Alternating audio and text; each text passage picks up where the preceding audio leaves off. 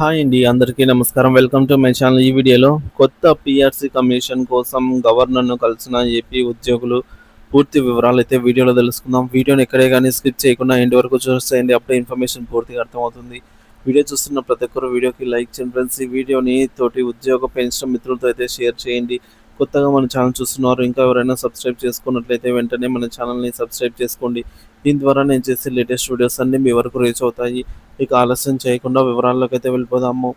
Friends, ఇక విషయానికి వచ్చినట్లయితే ఏపీ ప్రభుత్వ ఉద్యోగుల సమస్యలు, ప్రత్యేకించి వేతన సవరణపై తక్షణ చర్యలు తీసుకోవాలని కోరుతూ ఏపీ ఉద్యోగ సంఘాల సమాఖ్య అధ్యక్షుడు కేఆర్ సూర్యనారాయణ గారు గవర్నర్ జస్టిస్ అబ్దుల్ నజీర్ను కలిసి కీలకంగా వినతి పత్రం అందించారు. ఈ సందర్భంగా ఆయన మీడియాతో మాట్లాడుతూ గత ప్రభుత్వ హయాంలో ఉద్యోగులు తీవ్రంగా అవమానానికి గురయ్యారని ఆవేదన వ్యక్తం చేశారు.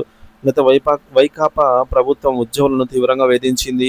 వారి హక్కులను కాలరాసింది. 11వ వేతన సవరణ సరైన పద్ధతిలో తీసుకురాలేకపోయింది. పైగా మధ్యంతర భృతి, ఐఆర్, డిఏ ఇతర పెండింగ్ బకాయిల చెల్లింపులో తీవ్ర నిర్లక్ష్యం కనబర్చింది అని ఆయన విమర్శించారు. సో పీఆర్సీ సత్వరంగా ఉండాలి. సిట్టింగ్ జడ్జి నేతృత్వంలో కమిషన్ అవసరం. కేఆర్ సూర్యనారాయణ స్పష్టం చేశారండి. ఈ మేరకు విశ్రాంత ఐఏఎస్ అధికారులతో పీఆర్సీ ఏర్పరిస్తే అది పూర్తిగా ప్రభుత్వ నియంత్రణలో పనిచేసే ప్రమాదం ఉంటుంది. అందుకే సిట్టింగ్ హైకోర్టు జడ్జి లేదా 3 సభ్యులతో కూడిన స్వతంత్ర కమిషన్ ఏర్పాటే ఉద్యోగులకు న్యాయం చేయగలదు.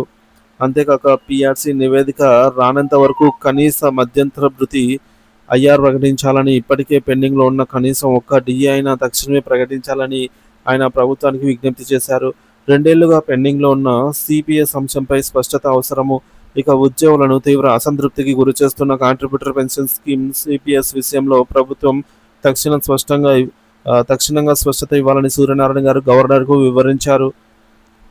వృత్తి భద్రత లేకుండా ఉద్యోగులు పనిచేసే పాలన నిలవదు. ప్రభుత్వం సుదీర్ఘకాలంగా సిపిఎస్ వ్యవస్థను స్పష్టంగా సమీక్షించకుండా మౌనంగా ఉండటం ఆందోళనకరమని ఆయన అన్నారు. కూటమి ప్రభుత్వం సానుకూలంగా ఉంది, కానీ ఇది చాలా చేయవలసి ఉంది. కూటమి ప్రభుత్వం అధికారంలోకి వచ్చాక ఉద్యోగులకు ఇప్పటి వరకు 6,200 కోట్ల రూపాయల బకాయిలను చెల్లించినట్టు ఆయన గుర్తు చేశారు. అయితే మొత్తం చెల్లించాల్సినటువంటి 25,000 కోట్ల వరకు ఉందని వివరించారు. ఇది సరైన దిశలో ఒక అడుగు మాత్రమే. మిగతా బకాయిలు వెంటనే చెల్లించాల్సిన అవసరం ఉంది. ఇకపై అనేక సమస్యలు ఉంటే ఉద్యోగులు ఆందోళన బాట పట్టే అవకాశం ఉంది అని కూడా ఈ మేరకు సూర్యనారాయణ గారు అయితే హెచ్చరించారు.